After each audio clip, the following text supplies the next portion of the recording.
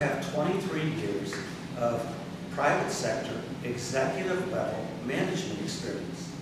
And in those 23 years, I have had the opportunity to manage multidisciplinary teams of people, mostly in facilities like hospitals and skilled nursing facilities, where I've had the responsibility to manage as many as 10 department directors who are running 10 different departments.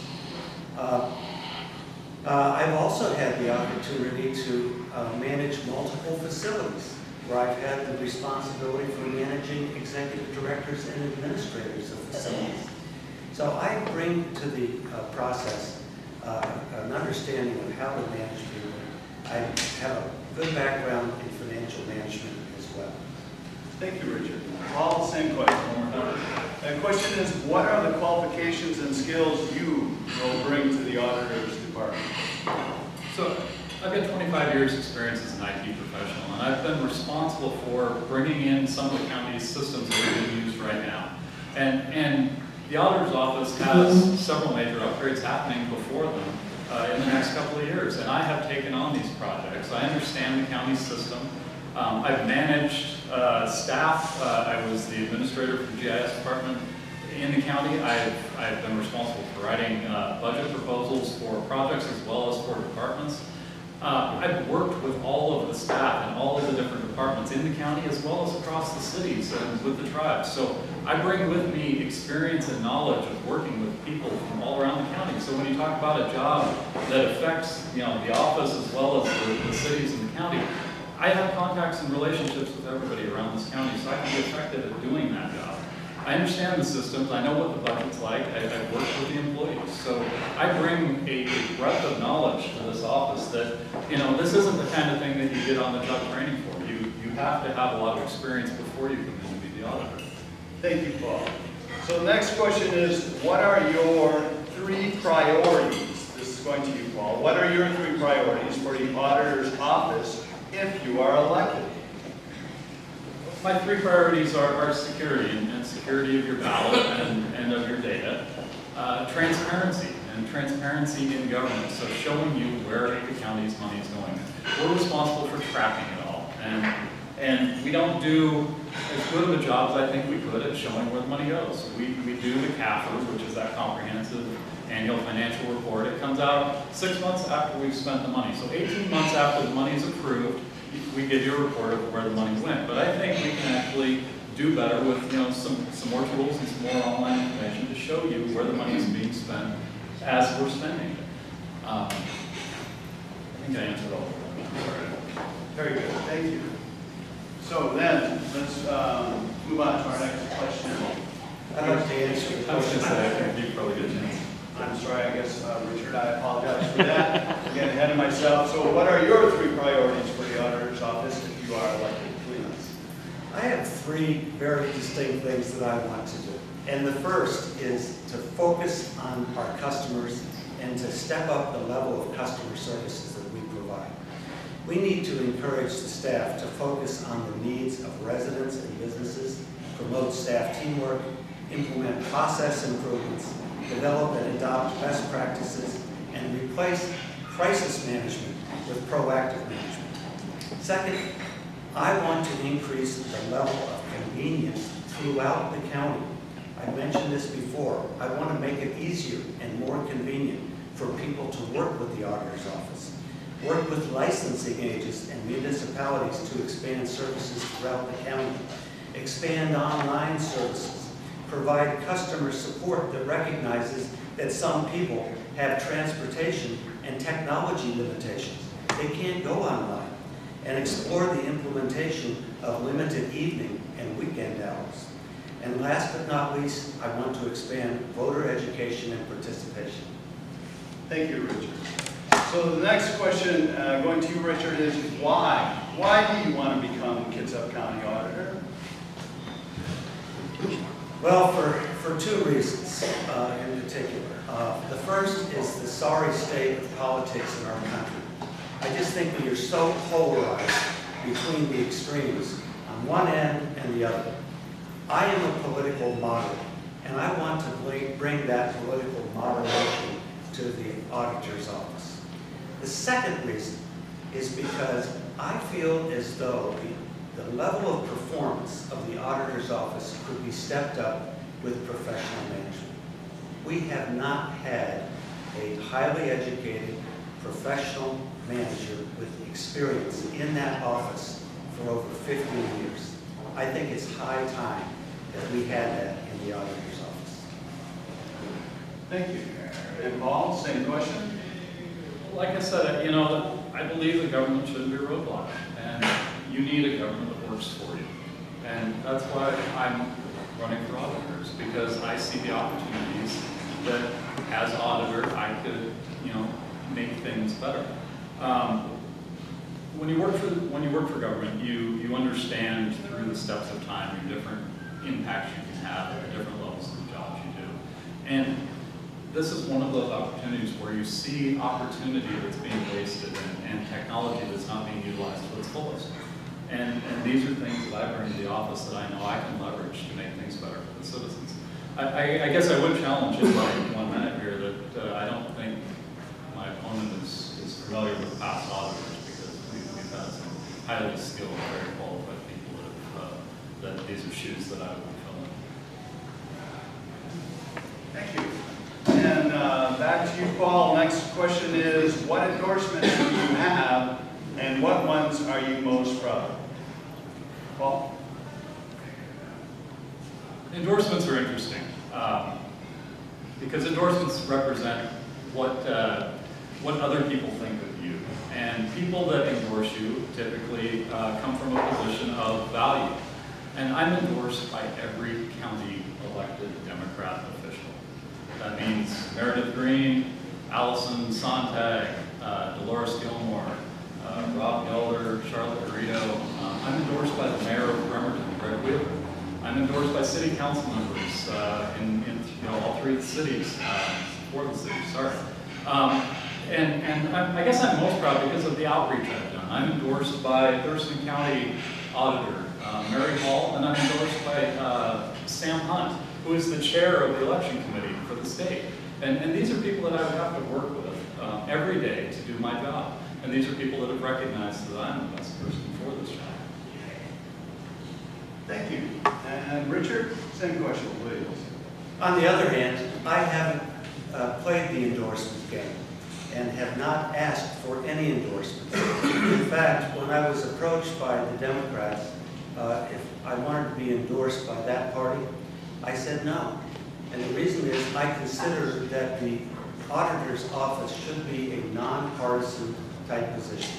So I did not seek any endorsements. When I was offered endorsement consideration by the Republicans, I again refused. I did not want any party endorsements for the auditor's office. I haven't asked anybody. But what I have done is I have accepted 4 endorsements from people that I consider, that I highly respect in the county. 2 are Democrats and 2 are Republicans. All of them are either out of office or on their way out of office. I've accepted an endorsement on the Republican side from former Mayor Patty Lent, from State Senator Jan Angel, and on the Democratic side from former Sheriff Steve Boyer and former Commissioner Bill Mahan. Thank you. So now, switching back, we have another question that came in, and for you, Richard. This question is, with motor voter registration and no proof of citizenship, how do you recommend catching non-citizens from voting? Oh, I don't see motor voter registration being without proof of citizenship. That comes with an expanded Washington driver's license. So I see that you would have to prove citizenship in order to get the expanded driver's license. Thank you. Paul, same question. Yeah, I don't see that as being a problem. They still collect information about you that they then go ahead and verify. And I've got the voter registration forms here that show what they're collecting. But one of the things that we didn't touch on with some of this voter registration is that there's an opt-out clause for these agencies. So Department of Licensing, Department of Health, Department of Social Health and Services, and the Health Benefit Exchange all have an opportunity to opt out of this early voter registration thing. So that's something that we need to stay on top of as we're moving forward, and we're looking at who's going to be involved, who's going to be helping, and the citizens are left thinking, well, there's going to be this automatic voter registration, but until these agencies sign on and agree to do it, we still have to convince them, and we still have a lot of work to do to make this program succeed. So, but I don't see this being a problem because of the data that they have to collect on and verify. Thank you. So we're down to our last few questions, and these ones might be relatively quick, I don't know. For you, Paul, the question is, what is big data? Big data is large data sets. Big data is your voter database. It's your taxpayer database. It's large data sets with lots of information.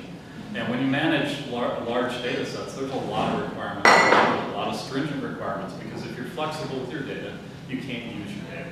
And you have to make sure that everything stays in sync and it's collected the same, that you're maintaining the same attributes and information. Otherwise, you just end up with a hodgepodge of data that can't be used. You can't analyze it for trends. You can't look for problems because if your standards are lacking. So big data is what the county runs on. We maintain a lot of big data. Thank you. Richard, same question. Well, Paul is certainly the expert in big data, and he thinks basically that because he has expertise in that area, that means that he has particular strengths with respect to the auditor's office. But the auditor is not the lead IT tech. The auditor is the lead executive administrator, the one that coordinates the 4 department directors in each of the various areas. And the auditor is the one that hires the IT people to work for them, not to be the IT person. So the auditor's office has people in it that are very capable of understanding the data and working with them. Thank you. So now we're down to our last 2 questions, and they're not intended to be gotcha questions, but I think they're just questions for curiosity. So, Richard, how many taxing districts are in Kitsap County at this point? I have no idea. Paul, how many taxing districts are in Kitsap County at this point? I believe it's 214 precinct portions in Kitsap County, so that would each portion represents a unique taxing district as far as that goes. But then you have your separate. When you start thinking about taxing districts, it's your water districts, your fire districts, all that. Your libraries. But when everything starts overlapping, there's 214 unique taxing districts. Thank you. And Paul, a similar question for you and Richard. The question is, how many registered voters are there in Kitsap County? I feel like a trivial pursuit here, but the question is, your answer to the question, please. Am I first?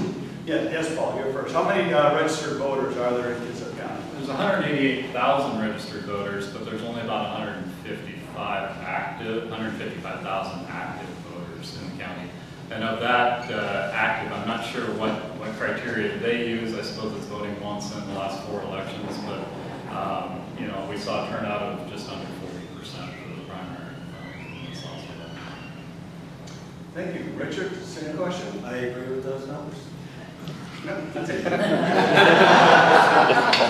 first I knew that was going to get easier sooner or later. And by the way, Yes, sir. regarding those number of precincts, Yes. there'll be time enough for counting when the voting's done. Fair enough, fair enough. So that actually concludes our questions from our audience members. We're going to move into the last section of this interview with our candidates. We'll have a 2-minute summary that they can present for you. But before we do that, we have a commercial break. And so just real quickly let you know that next week, October 9th it is, we'll have the Public Utility District #1 Commissioner of District 3 here for interviews for you to listen to the candidates speak. And then the other thing is I want to just real quickly introduce to you a new member of our Chamber of Commerce. As a matter of fact, our new CEO and President of the Bremerton Chamber of Commerce, Denise Frey. Denise?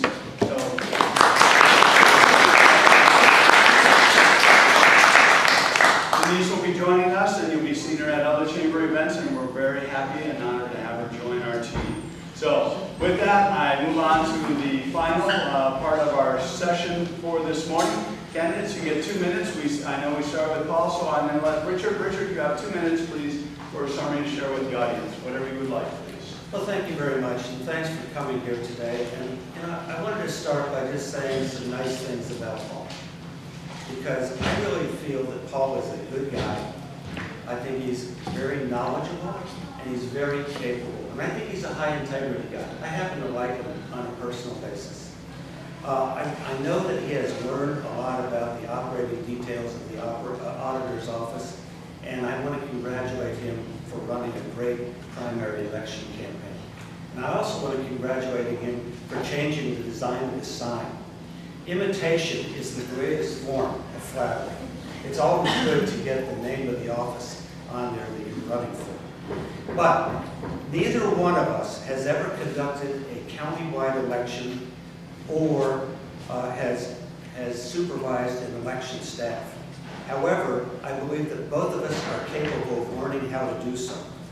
Only one of us has ever managed a team of CPAs, bookkeepers, accounts payable, and payroll specialists to perform the financial functions of an organization. Only one of us has the proven experience in managing the creation, storage, retrieval of critical, sensitive, legal, and financial records. Only one of us has the proven experience in managing multiple departments performing distinctly different functions. Only one of us has demonstrated the ability to successfully provide leadership to a professional management team to produce results. And only one of us has private sector leadership experience, and only one of us has been elected to public office. I am the one that has all those qualities, and I am prepared to be the very best auditor that Kitsap County has ever seen. I thank you for your attention today and for your support in the election. Thank you. And Paul, same summary, 2 minutes, please. So again, I just want to thank everybody for coming out here this morning and listening to us sit up here and answer your questions. You know, being your auditor is about leadership and integrity. It's an office that's highly dependent on technology to accomplish their goals of serving you with accuracy, security, and transparency. Now, my priorities when elected are, maintaining that security and protecting that election process, accessibility and improving your access to public records, and transparency, and that high quality of government service that you've come to expect from the auditor's office. When you're trying to decide who to support and who to vote for, you often need to look at the candidate's qualities and their conduct to make your decision. And one thing that stands out with me is the clear level of support that I have across the county and with many jurisdictions from the number of elected officials who know what's required to be the auditor, who have also chosen me to succeed retiring auditors who are doing. Clearly I've shown my value, I've earned their trust, and I've proven my integrity. The auditor's office has a very diverse staff, and I have very diverse experience that goes along with that. And so at this time, I just thank you all again for being here. I thank you for your time, and I ask for your vote this November. Paul Andrews, and I'm running for auditor. Thank you. So that concludes this morning's session. I want to let the candidates know I have the questions over here on the table if you want to take a picture of those before you go for help you for future studies. But with that, ladies and gentlemen, please let us thank both of these gentlemen for their civic leadership in running for the auditor position.